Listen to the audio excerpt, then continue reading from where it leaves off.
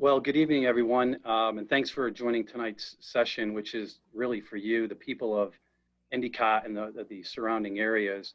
This NoBurnBroome team, which I'm very proud to be part of, will be providing insight into the dangers of the battery incinerator project that's planned for Endicott. Before we begin, let me introduce myself for those of you who don't know me. My name is Rob Taberry, and I'm a lifelong Village of Endicott resident, as is my wife and 3 children. I graduated from Potsdam State with a degree in economics, and I'm currently employed by Dell Technologies as an IT data center consultant. I also held similar positions at Cisco and IBM during my career. So we're going to take you through who NoBurnBroome is and why we're here. It was formed by the residents of Broome County on April 15th. When I say Broome County, actually much larger than just Endicott. And the focus was to organize opposition to the use of incineration in the proposed lithium-ion battery recycling project in Endicott. So what we've learned is that the residents want elected officials to represent their best interests in the pursuit of expanding opportunities for everyone. But we don't want to sacrifice either the health or the environment along the way in the process. So the purpose of this call is to simply educate you on the dangers about storing and incinerating these batteries and how it will affect our health and environment, our business, without a doubt our real estate, we're already getting word about that, and our future generations. So this NoBurnBroome team is about 25 strong. The team has invested countless hours over the last 3 months in several areas to, first of all, better understand the impact of such a decision and to protect our community. It's really that simple. This group that you're going to hear tonight, and there's others on the call, have a vast array of backgrounds in environmental studies, chemistry, medical related sciences, and business. So this is a really extremely important topic. We do appreciate everybody joining, and let me take you through the agenda. So Paul, if you can put up that agenda on slide 1, that would be great.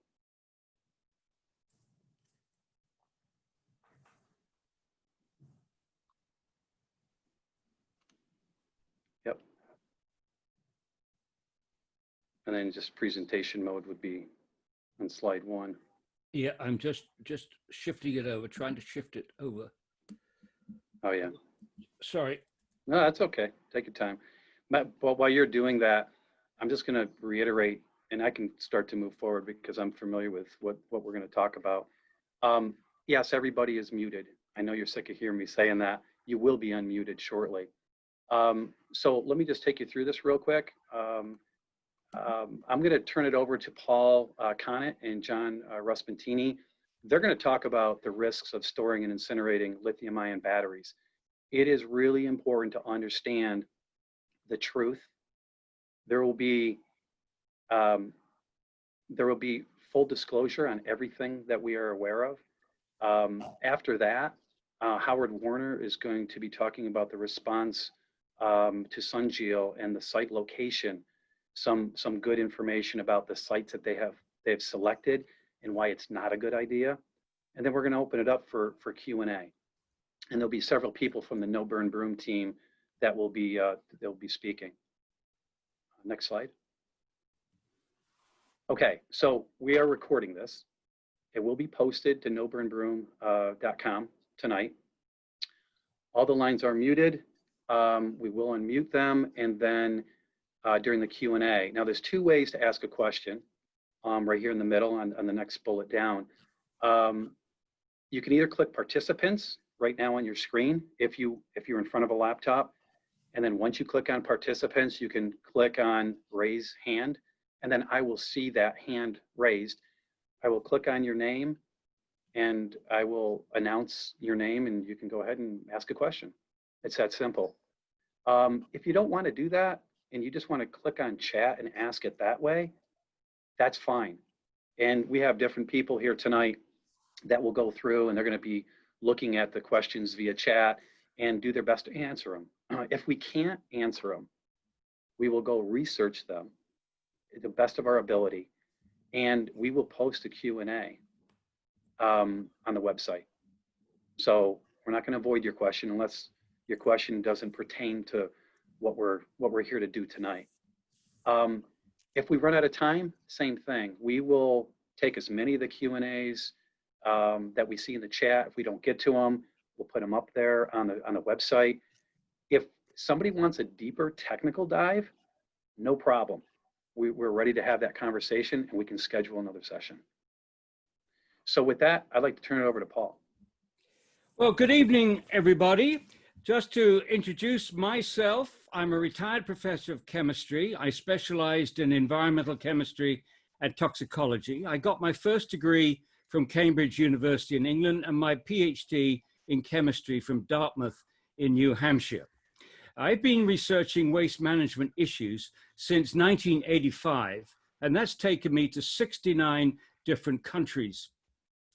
I'm not against recycling of lithium-ion batteries. I've been promoting recycling for 35 years. But I am against recycling of lithium batteries, which involve heating and burning the gases produced in that process, especially in Endicott. I think the people of Endicott need the truth, not PR spent.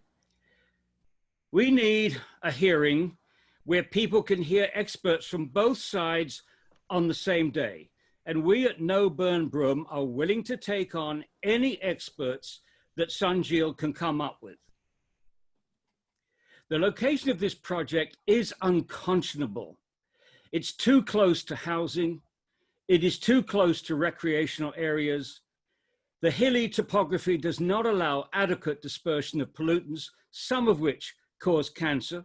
4 pollutants can cause cancer that we know about. And there's already a high cancer incidence in the area. And if people in South Korea are watching this, please, this is not an honorable thing for you to do, to put a cancer emitting facility into a community in the United States, which already has a high cancer incidence due to past pollution episodes. Look at the location. It's absolutely astounding. There's that facility with the light blue in the middle. It's the corner Rebel and Clark. You see houses just across the road and behind a baseball field. Here's the baseball field. If you get a home run, you could probably hit the incinerator. Now, the SungEel plant will operate 12 hours a day, processing 1 ton of batteries per hour. That means 12 tons a day. Now, according to the NoBurnBroome, this is an incinerator. But according to SungEel, this is a recycling plant. Well, actually, we're both right, because the purpose of the plant is to recover valuable metals, and that makes it a recycling plant. On the other hand, the process to do this involves incineration. And the incineration is a combination of a heating process in the rotary kiln and a burning process in the afterburner. And these steps are designed to separate the metals from the non-metallic part of the batteries, and then to gasify those materials and then burn those materials. Here is the layout, a schematic layout. The rotary kiln, which is the heart of this beast, is 4 feet by 80 feet. It's a rotary kiln. It's just like a cement kiln, in fact. It slopes from the top right to the bottom left.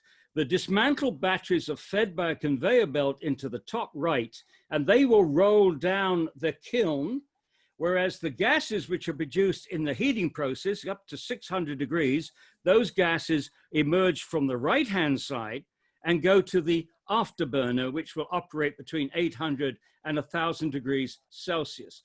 From there, you get a heat recovery step, a heat exchanger, a fabric filter, a pump to pull out the gases through, a wet scrubber, and then eventually the gases will go up the stack.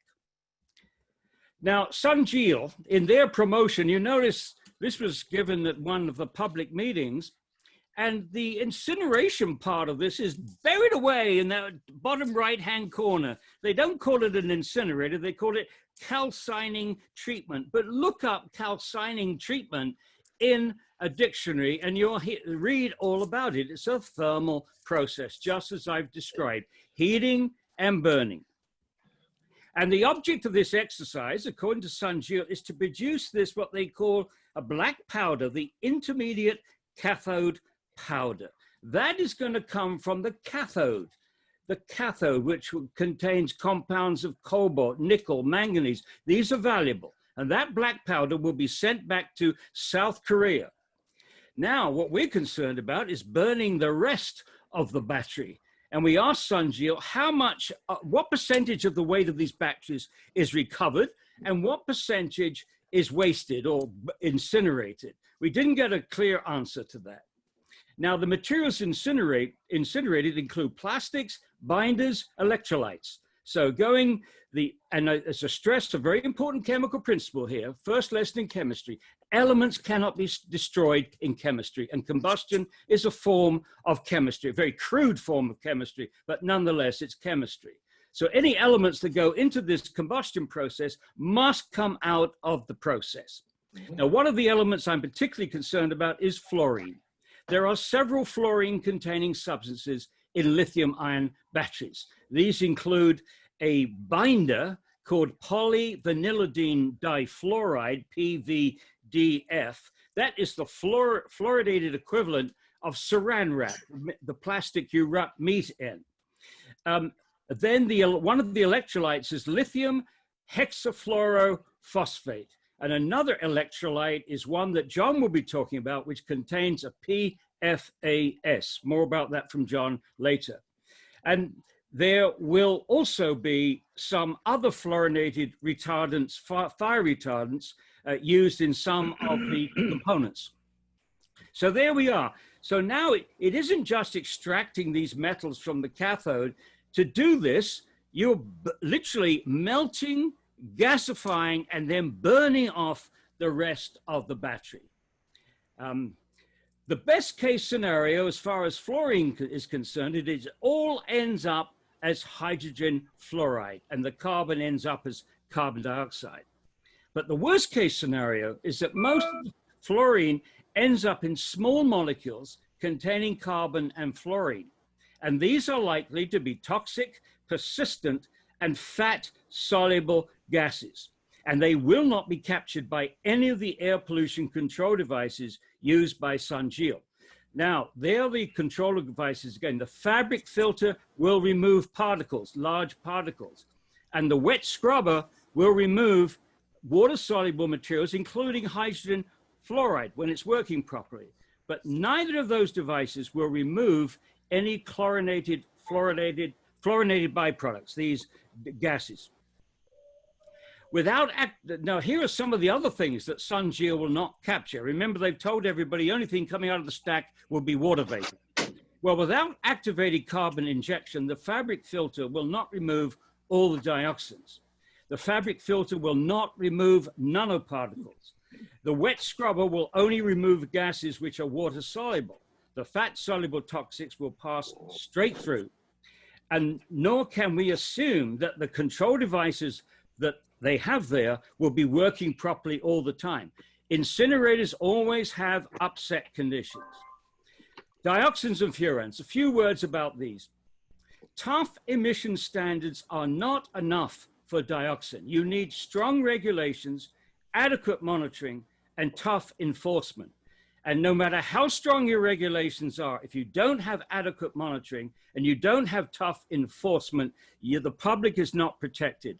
And we've already seen that the monitoring offered by SungEel is totally inadequate. For example, the DEC was fooled into accepting a single 4-hour spot test for dioxins when they knew that 4-week sampling can be performed using commercially available equipment. This is called the Mears system. It's available in countries like Belgium, Germany, Switzerland are already using this. Now, here's the problem. The 4-hour test measures dioxin emissions under ideal conditions when the company knows they're going to be tested for one, and they wait till they reach steady state. The 4-week sampling, on the other hand, picks up emissions during startup, shutdown, and upset conditions. So this is another example of public relations using a 4-hour test against what we should be getting is a 4-week sampling system. Now, the Endicott plant will operate 12 hours a day, meaning that there will be one startup and one shutdown every day. And right now, there is no measure of what is happening to the air when they're starting up and shutting down, let alone when they have upset conditions. The 4-week testing of dioxins would give you a handle on that. Now, since 2000, another issue has come to the fore, and that is the issue of nanoparticles. The DEC completely ignores the issue of nanoparticles, even though I've raised it with them. They are not monitored or regulated by either the EPA or the DEC, and their attitude is that if something is not regulated, it presents no health risk. That is a very irresponsible and unscientific position, in my view. Now, Mr. Mears on Tuesday referred to nanoparticles as water vapor. He completely trivialized this. This is outrageous PR spin. In reality, the nanoparticles produced in combustion are very toxic. Why? Because toxic metals and dioxins and furans deposit on surfaces. And the smaller the particle, the larger the total surface area. So the very tiniest particles will be enriched with the most toxic substances, the nanoparticles. These nanoparticles are not efficiently captured by air pollution control devices. The fabric filter that SungEel is using will not capture them. They travel long distances. They remain suspended for long periods of time. One of the ways they can be removed is when it rains, and we get a lot of rain in Endicott, at which point these nanoparticles will be washed onto the playing fields where kids are playing. They penetrate deep into the lungs, and worst message of all is they're so tiny they can squeeze between the proteins and the lipids which make up the membrane into the bloodstream, and once into the bloodstream, circulated throughout the body and can enter every tissue in the body. And here's an electron micrograph showing a nanoparticle in brain tissue. This particle contains lead, barium, chromium, iron, and silicon. And a number of years ago, I would stop my presentation there and say essentially, well, we don't know what that does to our health to have these particles in our brain, in our liver, in our lungs, or wherever else. We just don't know. But now we do, because studies have begun to emerge very recently that shows the health concerns. Researchers at McGill University have, for the first time, linked nanoparticles in air pollution to increased risk for brain cancer. They showed that a 1-year increase in pollution exposure of 10,000 nanoparticles per cubic meter raised the risk of brain cancer by more than 10%. Now, 10,000 nanoparticles would be about a billionth of a gram. And there's 500 grams in a pound. So there's 1/500th of a billionth of a pound that we're talking about has the potential to increase brain cancer. This is the study. You can look it up for yourself. It was published actually in March of 2020. And now I'm going to hand over to John, who's going to talk about PFAS. Very good. Thanks, Paul. I'm John Rosbentini. I am a senior environmental remediation project manager. I've got over 3 decades of professional experience in environmental matters.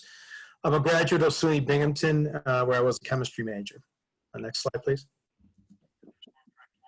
So I guess we want to talk a little bit about PFAS and what they are. So PFAS, as we said just a moment ago, per and polyfluorinated alkyl substances. These are a group of compounds that are man-made. They've been around for a while, since the 1940s.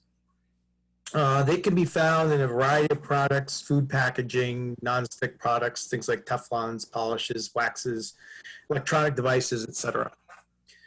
They're designed to resist degradation. They don't burn, and they're very persistent in the environment, and they can accumulate in the human body.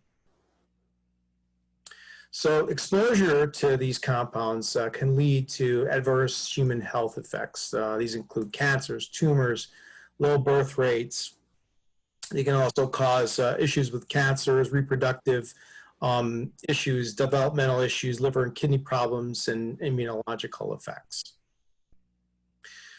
So as time has gone on, you know, folks have started to recognize the problem with these compounds. And just a few years ago, well, maybe about a decade ago, they began to phase out some of the larger molecule versions of these PFAS compounds and replace them with smaller molecule versions, which are thought to degrade more readily. In other words, they wouldn't hang around quite as long in the environment and break down. But these compounds, the smaller molecule compounds, are still problematic. There's a growing concern that these so-called forever toxins are accumulating in the environment. And so as a result of that, the DEC has been requiring folks around the state who have monitoring wells to test for PFAS in groundwater to try to get a handle on just what the distribution of these contaminants is in our state. And I've personally worked on about 10 sites where we've collected groundwater samples, and of those samples that we've collected, we found PFAS contaminants. And we feel that it's very likely that we would be finding PFAS in the Endicott groundwater as well. And we have reached out to the DEC to get that information, but it has not yet been sent to us.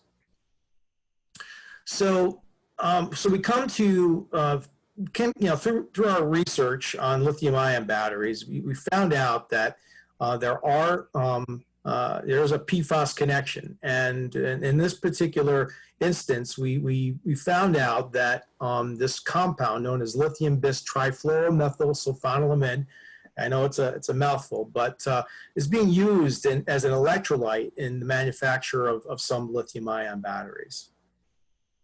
So here's a shot of the chemical structure of this compound. As you can see, there are fluorines and nitrogen, sulfur, oxygen, lithium. And so, one of the comments that we heard recently from SMCC was that, they were going to address this by simply burning this compound off. And it's really, it kind of fools you into thinking when somebody says we're going to just burn it off, that it's just going to go away. To Paul's point earlier, these compounds really, you can't simply destroy something. It doesn't vanish or evaporate or go away. It doesn't work that way. Things will break down, things will reform, they'll rearrange. And that's a real important thing because we're not exactly sure what they're going to rearrange into. Next slide. So a little bit more information about this particular compound. This is from a safety data sheet. Millipore, one of the manufacturers of this compound, has presented us with some information concerning the hazards associated with it. It's known to be acutely toxic. It can cause eye damage. You don't want to get it in your eye, contact with your skin. You certainly don't want to eat it. It's bad stuff.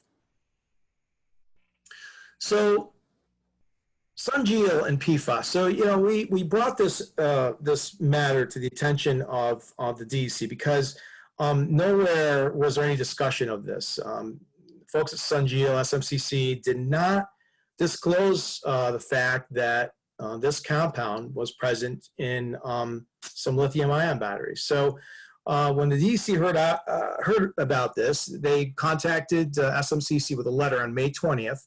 Of this year, in which they reopened their Title V hazardous air pollution permit and basically asked them to address this issue. So SMC immediately went on record stating, that they were going to simply increase the temperature of the incinerator afterburner to about 1800 degrees Fahrenheit to basically burn off the PFAS. So as I said, PFAS compounds are designed not to burn. So, it's kind of a question there. So on Tuesday night's Q&A session that was held by SMCC, Mr. Mears stated that PFAS really would not be an issue because, again, they're going to burn it off in the afterburner. And also there's very little of the stuff in the batteries. So I think that the take-home message was not to worry. We got this. However, he didn't really offer any data to support this claim, and stated that they were going to be hiring, or had hired, Cornell and the University of Montana to research the issue. It's kind of an interesting twist on the scientific method. You draw your conclusions first, and then substantiate the conclusion a little bit later on. Hey, John. Yes. One thing. So for those of you who don't know who Mr. Mears is, he is the current president of SungEel Americas. So it doesn't really get higher than him. So just think about some of the things John just said, and that's coming from the president. Right. Thanks for that point, Rob. So, according to the DEC, who I spoke to yesterday, SungEel, SMCC has not provided them yet with a plan to address the PFAS issue. So, as I mentioned, the PFAS issue is problematic. We're finding it in the environment. We're finding it in groundwater and soil, et cetera. So, folks who are in the environmental remediation business like me, we clean up sites, and we look into ways to address these problems, to fix problems where soil and groundwater have been contaminated. So the US EPA recently held a meeting where Lara Phelps gave this presentation regarding thermal treatment of PFAS. And so, the take-home messages from that presentation is that, a lot more research really needs to be done on this. There hasn't been a lot of information published about incineration of PFAS. The analytical methods that you would use to analyze the samples that you would get from a stack, let's say, and the standards that you would use in the lab are really not fully developed at this time. They're still working on them. The PICs, the products of incomplete combustion, as I said earlier, when you've got breakdown components that are being formed as a result of burning these batteries and burning PFAS, let's say, they don't know what these things are going to be turning into. The state of the science just hasn't quite caught up to that piece of knowledge. So more research is really needed to determine what conditions would you really need to apply in order to adequately destroy PFAS compounds. So the bottom line is, the feeling right now is it's really not safe. The testing methods, stack testing methods, are not fully developed, and it's just not quite ready for prime time. An example of what recently happened in New York State just this year, a facility known as Norlite, is a commercial industrial solid waste incinerator, was burning PFAS-containing material. This was a firefighting foam that was from the U.S. Department of Defense. The Air Force uses this stuff to put out fires. And so they had a DEC air permit and a scrubber, and they proceeded to attempt to burn the stuff. And the PFAS just blew right through the stack and is now residing in the local groundwater. So, when we brought this up to SMCC, their immediate response was, our facility is totally different. So let's talk a little bit about this terminology, the name game, I guess. There's a lot of folks out there that are saying that this facility that SungEel intends to build is not an incinerator. So, we've come to understand incinerator as a nasty term. It's a bad word. We don't want to use it. And we realize now, thanks to guys like Paul Connett, that, it's just dangerous. There are risks involved. So there are companies out there, in the last 20 years or so that are really trying to circumvent the use of this term incinerator, just like what SMCC is doing here, basically to claim that these technologies are really green and pollution-free, right? But these claims have been shown to be untrue. And many companies have promoted so-called gasification. It basically is a spin as an alternative to incineration. But really, what we're talking about here is a two-stage process that's very much akin to incineration. The first stage, as Paul had pointed out earlier, basically converts the solids into a gas, and then the second stage is where an afterburner is applied to burn off those gases. So, a more appropriate term for this type of facility that SungEel is proposing here is a gasifying incinerator. There's a reference for you right there. So, yeah, a little bit of discussion about environmental impact statement. So, when you're about to site a facility like a battery incinerator, that's kind of a big deal, especially in the middle of a neighborhood, right? So what's typically done under those circumstances is a so-called environmental impact statement is conducted, okay? And what this is basically a very in-depth study of all the potential environmental and human health impacts, environmental, social, etc. So we're talking about a very hard look at, what's going on here, not just a seeker review where you're checking off a bunch of boxes at a village board meeting, which was, well, in lieu of an EIS rather, that's what was done. Right, and in those circumstances, you'd be looking at alternatives. You'd probably have a range of different alternatives. Maybe something that doesn't involve incineration. A water-based lithium-ion battery recycling process might be more the kind of thing we would like to have in the village, let's say. So I guess that brings me to the biggest concern I have in all this, besides the potential for emissions, and that sort of thing. I mean, big a concern as it is, the big one for me is a potential for a catastrophic fire. So lithium-ion batteries, we all know this. They're prone to catching fires. There's been stories in the media about this happening. You're also talking about a high temperature process. This kiln's going to be ramped up to temperatures of a couple thousand degrees. You're using gas. The potential for an explosion is very real. So in a situation like that, God forbid, if a facility like that caught fire and really was raging full on, you're talking about liberating hydrogen fluoride, a nasty, nasty acid, dioxins, furans, etc., throughout the entire facility and the surrounding area, unabated. The water that would be used by the fire department, thousands of gallons, we'll say, would become contaminated with those chemicals and be spread all over the place into the streets, the groundwater, storm sewers, etc. Now, Mr. Mears, on Tuesday night, you misinterpreted my question regarding this. How was that going to be managed? And he thought I was talking about the water that's being used in the scrubber system, which he claims there's only going to be about 70 gallons that are going to be disposed of periodically. But one lesson that we really can't forget about is the tragic incident in 1981 when the Binghamton State Office building had a transformer fire that spread dioxins and furans throughout the building. It took a decade and $53 million to clean it up.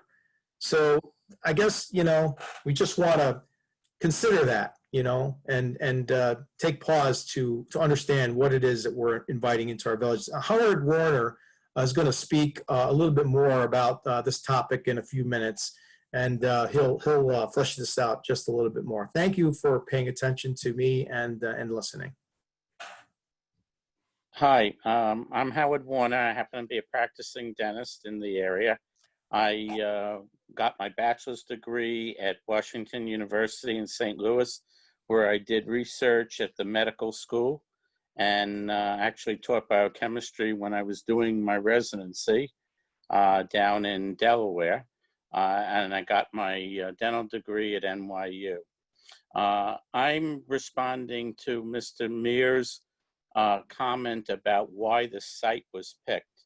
It's quite a shocking thing for me to hear that we were picked because we're centrally located from various cities, and that we have a phenomenal facility that's built to the level of a military building.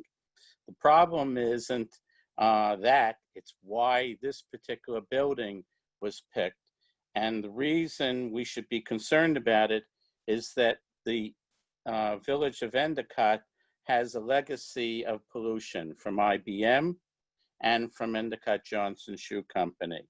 Now, those were errors or ignorance. This is intentional. And the reason we should be concerned about it is that even under the most ideal circumstances, Mr. Mears said 2 to 8% of the batteries will not be recycled. So you understand what that means. It translates to approximately 500 pounds up to a ton per day of material that will be burned. And on a yearly basis, we're looking at something between 50 and 500 tons of material. Now, the biggest problem I have in looking at this facility is the storage facility. We have a picture here of the storage facility. It's across the street from the recycling incinerator, and it is made of corrugated metal. There is no way in the world this facility can support an explosion of a ton, let alone 10 tons of batteries, because you're going to store a day's worth of batteries here, which could be as much as 10 to 20 tons. And you can see that this building is pretty flimsy. If you look at it carefully, you'd even notice that it has windows that are basically pretty shabbily built and so forth. The other thing I want to point out is its location. If you look, you'll see it's located right next to a NYSEG substation. I can't imagine how long that substation has if those batteries were to catch on fire. And I've given you at the bottom a link to the Granite City recycling plant that caught on fire from a lithium-ion battery explosion. And it didn't take but a few minutes before all the toxic fumes came out and the fire overpowered the building. And these buildings were far better than the one being used here. Next slide, please. Here is a depiction of the, from Google Earth, of the area. If you notice, the incinerator facility sits across the street from residents, and there are residents across the railroad tracks from Price Chopper. And if you look at the blue line, you'll see this is the path that the trucks would take to bring a day's worth of batteries into the recycling / incinerator facility, which can only hold 1 day's worth of batteries. And you can see to the west is a grassland, a forest area. To the north are more residences and the ball field and the park. And if you look to the south, you can see residences, Price Chopper, and to the southeast is the old IBM water treatment center. Now, why am I pointing this out? Because Mr. Mears suggested that there's no problem to the ball field or any of the residences because the trade winds basically are going to go from the northwest to the southeast. Well, if you live on the other side of the Price Chopper, you're going to be inundated from the plume every day. And if you're unlucky and you're living on the other side, when there's an inversion or there's a low, which would bring the winds to the west and north, you're going to be inundated again. And again, I put down here very simply two links so that you could even go read on the subject. And as Mr. Mears acknowledged, there is no way to produce any of this with absolutely no pollution. So that means the neighbors are basically being used as guinea pigs. Next slide, please. Oops. Thank you. So what I'm going to say to you is that the location that was picked was principally picked because it was convenient. I suspect part of it was because of the money inducements that were given. And as you can imagine, if you live across the street from the incinerator building, you're less than 50 feet. I don't think you want to be living underneath those fumes for the rest of your life. And with that, I'll say thank you for listening. Hey, thanks, Howard. Actually, Paul, we're going to go back a couple slides before we go to questions. There's a couple things that we're going to have John address for the Q&A that was earlier this week with SungEel. So if you can go back to the slides right before Howard spoke, that would be great, and then we'll get right to the questions.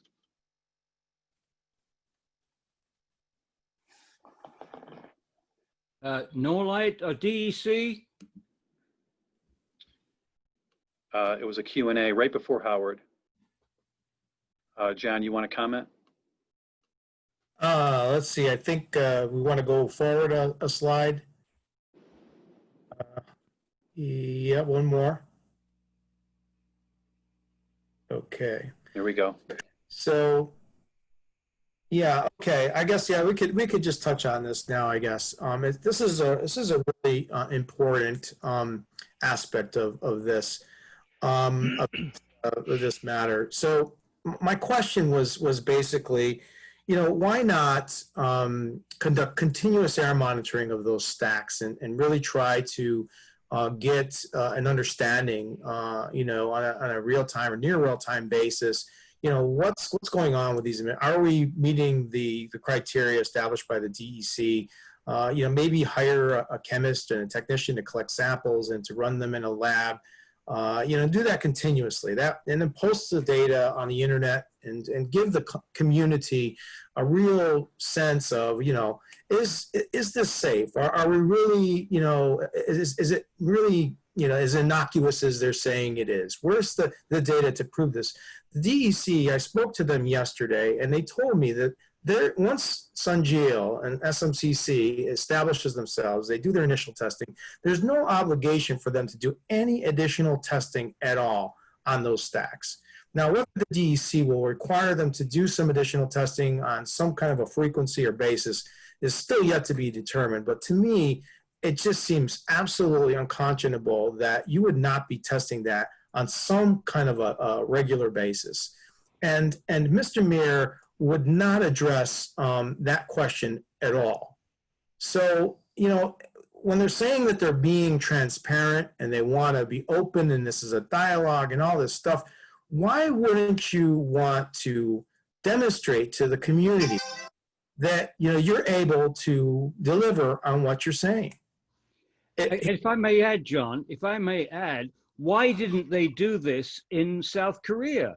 Why weren't they studying all these emissions? Instead of just giving us one measurement for dioxin and spot tests for metals for 10 years of what they claim is clean operation, why aren't they doing all of this in South Korea before they even attempt to build one elsewhere? So you've got 10 years of operation with practically no data. And instead of getting data, what we're getting is public relations spin, not data, not science. Right, right. And this is the thing. We're very short on information. We're very short on the understanding of this facility at all. The DEC has never even seen it. You know, so they're trying to envision it the same way we are. You know, we've never seen any photographs of it. You know, so there's a lot of mysterious, you know, missing information that you know that we could really benefit from having, and it's just really not being presented to us. If I may just piggyback on this, these are some of the questions we didn't get answers from last Tuesday. What is the distance to the nearest residence from your facility in South Korea? Not answered. Is it true that your South Korean facility is located in a regulation-free zone to encourage innovations? Not answered. Please explain the difference between your combination of a rotary kiln coupled with an afterburner and a two-stage incineration unit. Not answered. There should be, okay. What percentage by weight of the batteries do you recover? And what percentage of the batteries do you attempt to destroy? Not answered. Please identify some of the fluorinated byproducts obtained when you heat polyvinylidene difluoride. That's the PVDF in the filler, the binder. And subsequently when these are burned in the afterburn. Not answered. Ditto for lithium hexafluorophosphate. Not answered.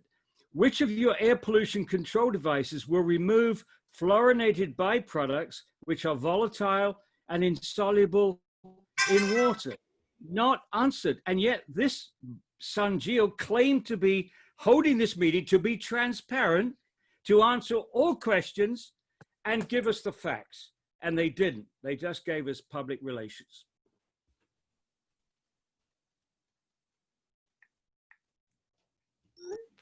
Okay.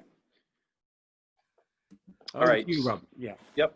So, okay. So, so John, Paul, Howard, appreciate the information. Obviously, it was more on the technical side, but that kind of moved right into the applicability of it and the dangers. And I think we all can relate to that. So I'm going to move to Q&A right now.